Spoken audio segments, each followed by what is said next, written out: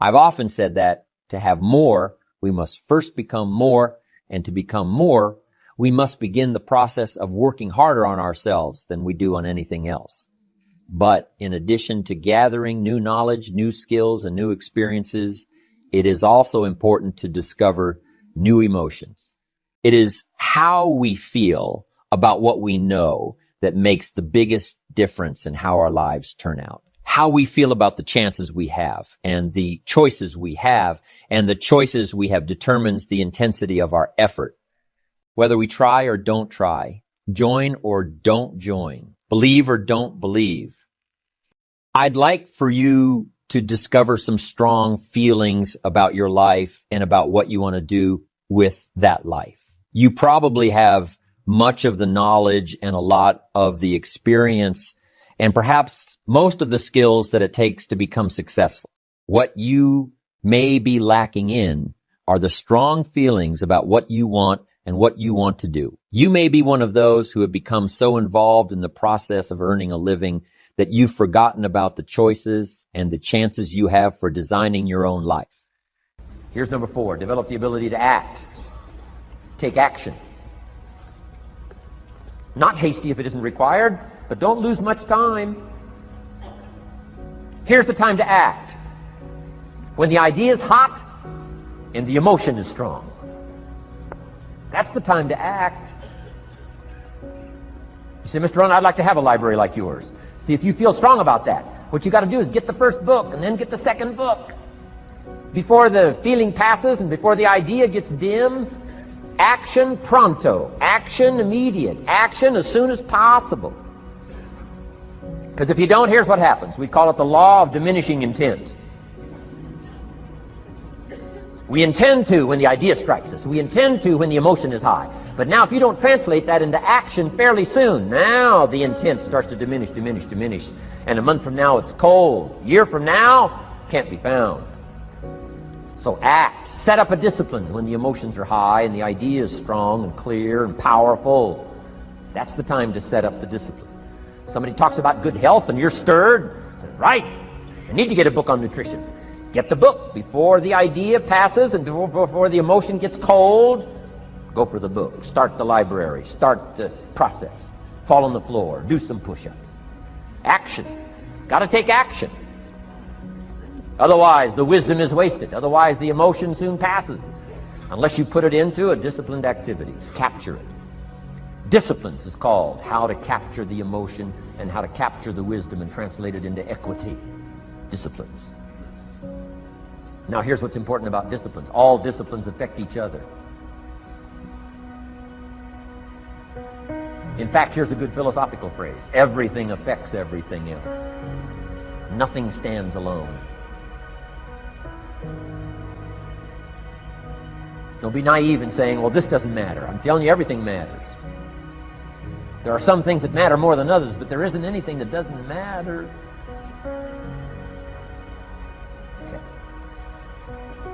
We all pity the man who says, well, this is the only place I let down. Not true. Key to take home. Every letdown affects the rest of your performance. Every letdown affects the rest. This is part of the educational process on personal development. If you don't take the walk around the block, you probably won't do the apple a day. If you don't do the apple a day, you probably won't start building your library. If you don't build your library, you probably won't keep a journal, and you won't take pictures, and then you won't do this, you won't do wise things with your money, won't do wise things with your time, won't do wise things with your possibilities and relationships, and the first thing you know, 6 years of that accumulated, and we say you have messed up. So the whole key to reversing that process now is to start picking up these disciplines. Now here's the positive side. Every new discipline affects the rest of your disciplines. Every new one affects the rest. That's why action is so important. The least action, the smallest action. Take it. Because when you start accomplishing and the value starts to return from that one action, it'll inspire you to do the next one and the next one and the next one. You start walking around the block, it'll inspire you to get an apple. Get an apple, it'll inspire you to get a book. Get a book, it'll inspire you to get a journal. Get a journal, it'll inspire you to grow, develop some skills. All disciplines affect each other. Every lack affects the rest. Every new affects the rest. The key is to diminish the lack and set up the new. And you've started a whole new life process. Key. Also, one more thought on discipline. Here's the greatest value of discipline. Self-worth. Self-esteem. People are teaching self-esteem these days, but they don't connect it to disciplines.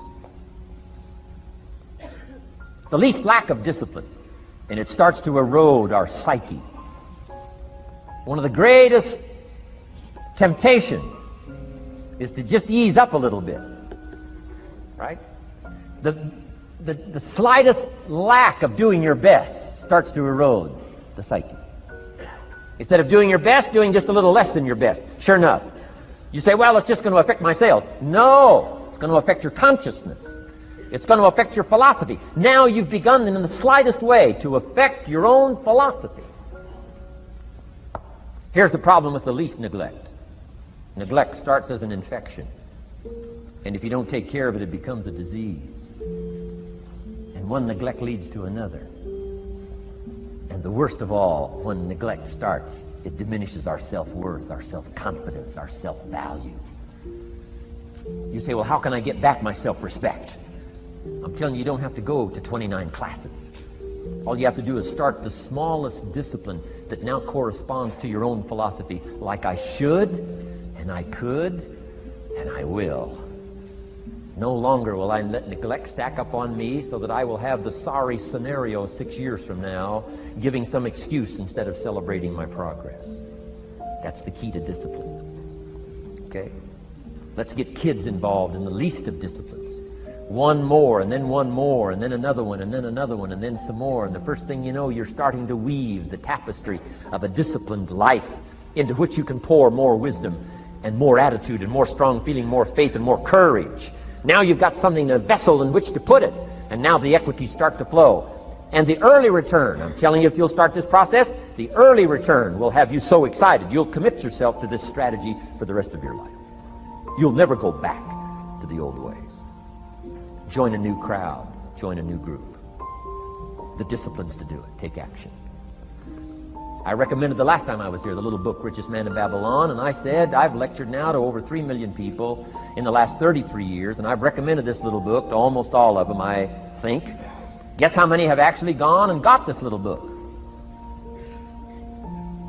Answer, very few. My best guess is 10%. Such an easy thing to do.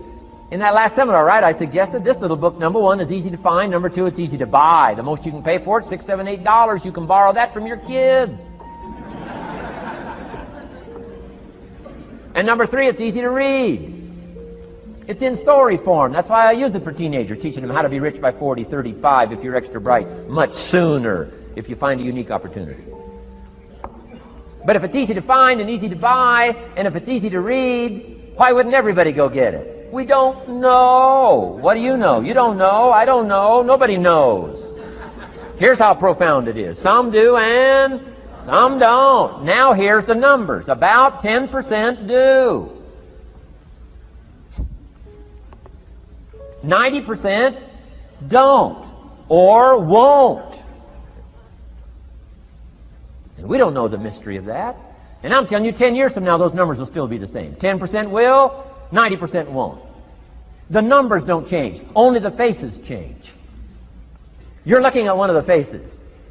I used to belong to the 90% who couldn't be bothered even if it was easy. Guess how many people have a library card? Wisdom of the world available. Transform your life in any value amount you want. By the way, how much is a library card in Texas? Free. Here's what free is. Easy. I mean, it can't be any easier than free. Somebody says, well, would you bring it by? Well, no. At least you got to go get it. No.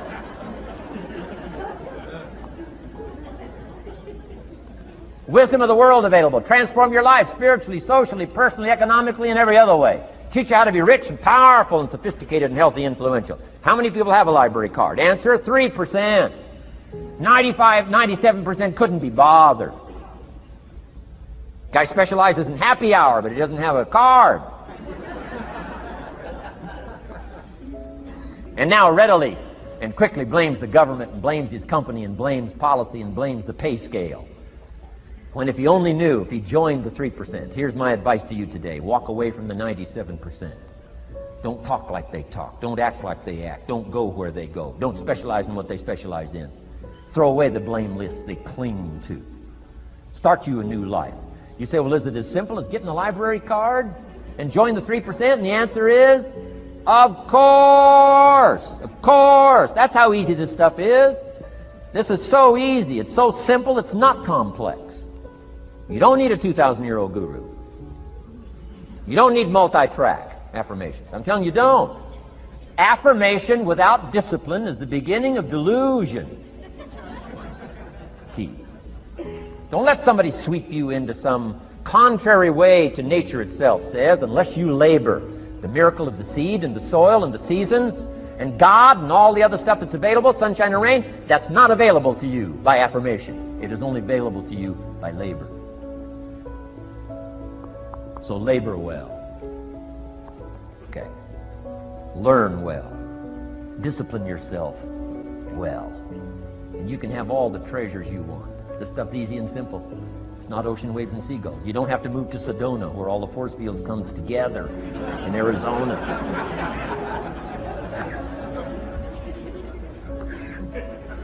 Let's teach our kids the simple ways to transform their health, number 1. Their economics, number 2. Their ability to communicate, number 3. Their life and treasure and lifestyle, number 4. Spirituality, number 5. And the list goes on and on. Let's not leave out any of the least of disciplines that encourage us to do the next one, to do the next one, to do the next one. First thing you know, this whole scenario for you is spinning up instead of out of control on the negative side. This is all you got to do. It's as simple as this. It's as simple as a start, committing yourself to life change. And once you start down this road, I promise you, you'll join the 10% and the 3%. We're going to talk financial independence in just a little while. Guess how many people can retire from the income of their own personal resources when it comes time to retire? Answer, 5%. In the most independent country in the world, 95% are dependent, 5% are independent. Take charge of your own retirement. I'm telling you, if you take charge of your own retirement through personal development and all these skills we've taught today, plus what's coming up, financial independence, I'm telling you, take charge of your own retirement, you can multiply it at least by 5, maybe by 10, maybe by 20, maybe by 100. Let the government take care of it, some company take care of it, you got to divide by 5. Take charge of your own life, take charge of your own day, take charge of your own conversation, take charge of your own family, take charge of your own possibilities. And learn these skills, develop this kind of strategy, and I'm telling you, life will open up for you. Join the 3%. Join the 10%. Join the 5%. Walk away from the 95%. In our Leadership Weekend we teach, find out what poor people read and don't read it.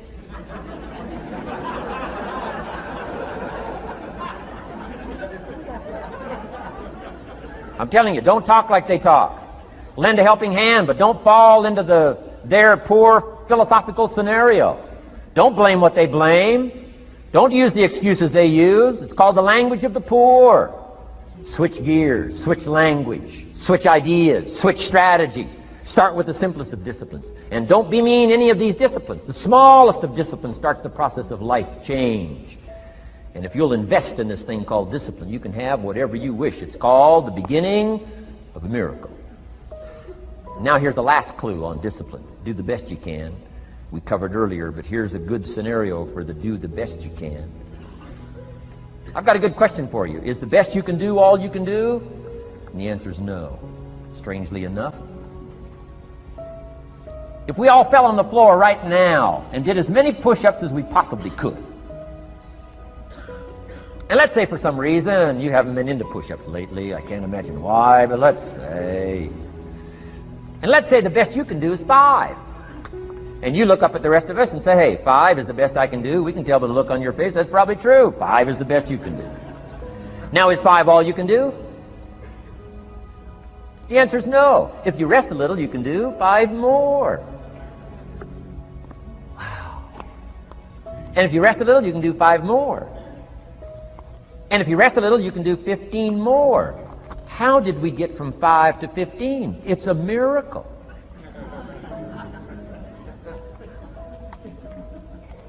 And if you rest a little, you can do 15. Rest a little, you can do 15. Rest a little, you can do 20. How did you get from 5 to 20? It's a miracle. Did you know you can keep doing that? Do a little more, rest a little, do a little more, rest a little, and finally get up to 50 push-ups? Is it possible to get up to 50 push-ups? Of course.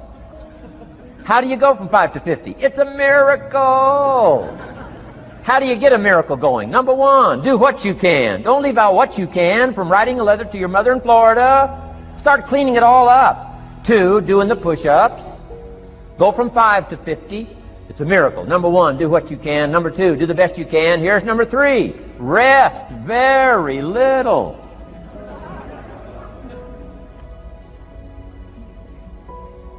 Don't rest too long. Why? The weeds take the garden. Kids have got that figured out. You can't rest too long. Here's the clue. Make rest a necessity, not an objective. The objective of life is not to rest. The objective of life is to act. Think of more disciplines. Think of more ways and means in which to use your own wisdom and your own philosophy, and use your own attitude, your own faith, your own courage, your own commitment, your own desires, your own excitement. Invest it, invest it, invest it, invest it in discipline so that it's not wasted. The smallest of discipline. Thereby transform your life. Join the 5%, join the 10%, join the 3%. Guess when I went and got this little book, Richest Man in Babylon? The same day I heard about it. I went and got it. Somebody says, well, Mr. Rohn, does that make you different than most other people? And the answer is yes. Somebody says, well, why is that? We don't know. We don't know. What do you know? You don't know. I don't know. None of us knows.